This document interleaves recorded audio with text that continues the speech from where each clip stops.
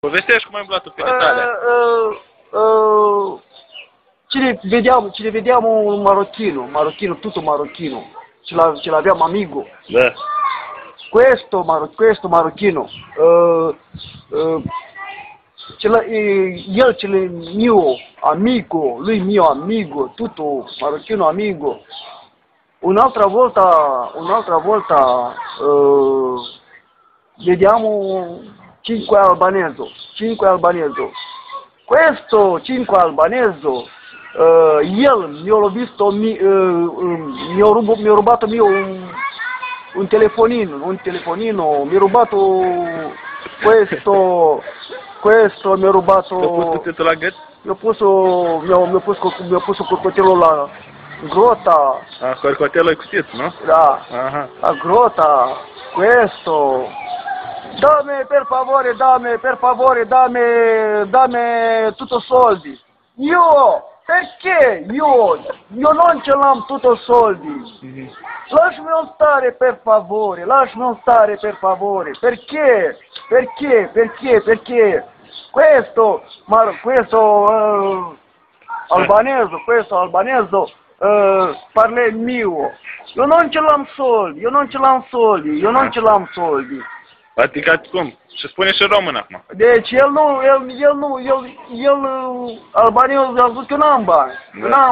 Lasci-mi stare per favore, vai via. Lasci-mi stare per favore, vai via. Lasci-mi stare per favore.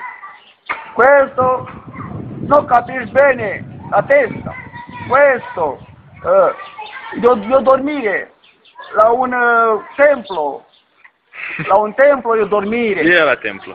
La o statuie. Io dormire la un templo.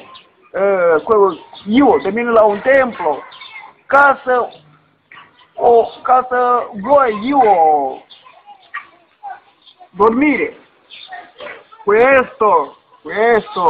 Marochino mi-a rubato tutto. Hainele? Questo mi-a rubato Stai tutto. să prezentăm și haine. Spune de unde ți le luat, te-ai dat pe ele. Questo la vestita, ce l'am din Italia.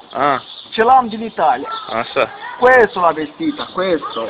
Scarpano ce l'am din Italia. Scarpano. Dar scarpă înseamnă pantofi? Scarpă nu înseamnă pantofi, scarpă.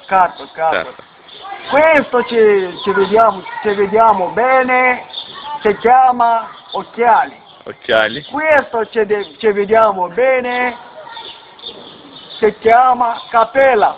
Și toate hainele, toate le ai din Italia? Tutto ce l'am din Italia, sì. Tutto ce l'am din Italia, sì. Perché questo ce l'am della Modena. Questo ce l'am della Modena, questo ce l'am della Modena, tutto ce l'am della Modena. Hai capito? Hai capito? Che mai fai qua, Vlad? Che mai fai? Bene, perché? Păi te ascult pe tine ce ai făcut în Italia. Mă ascultă a mio. Mă ascultă a me. Bene. Perché mă ascultă a me? Perché? Că îmi place din Italia. Tu mi piace a me. E bene. Ce ne vediamo. Ciao. Ciao, Domani, ce ne vediamo.